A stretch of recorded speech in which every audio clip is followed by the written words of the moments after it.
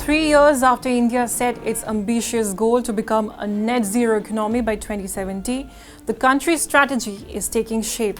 The NITI Aayog has formed multi-sectoral committees to chart out the transition plan.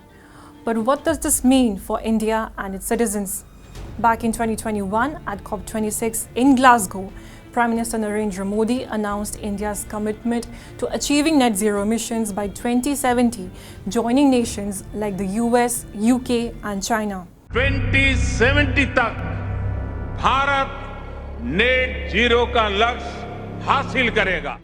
This announcement included the Panchamitra climate action plan, which consisted of 5 key targets. These targets include 50% renewable energy by 2030, that is half of India's electric power capacity will come from non-fossil sources. Cut the carbon intensity of GDP by 45% by 2030 compared to 2005 levels. Create an additional carbon sink of 2.5 to 3 billion tons of carbon dioxide equivalent through more forest and tree cover by 2030. Promote a mass movement called Lifestyle for Environment. Achieve a long-term goal of reaching net zero by 2070. So how is India planning to meet these ambitious targets? In April, NITI Aayog released a memorandum detailing the formation of working groups focused on various aspects of climate change. These groups included experts from government, finance, industry and academia. The main task was to identify issues, develop pathways and suggest policies to help India meet its climate goals. These working groups are looking at 6 key areas. These areas include macroeconomic implications of transition, chaired by Arvind Virmani and participants from several key ministries and economic institutions. This group will analyze the transition that affect GDP, employment and tax revenues.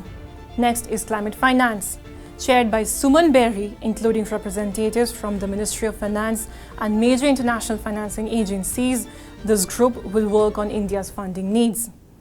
Critical minerals and research and development, domestic manufacturing and supply chains for essential minerals.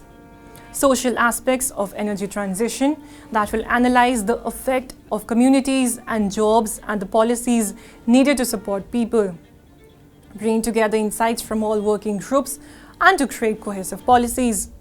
Lastly, sectoral working groups that will focus on specific sectors like power, industry, buildings, agriculture and transport to ensure green transitions in each area. Now, reports from these groups will be compiled by NITI Aayog into a comprehensive policy handbook due by October 2024. India's journey to net zero is complex and will require coordinated efforts across all sectors. But with these dedicated working groups and a clear action plan, the country is taking major steps toward a sustainable future.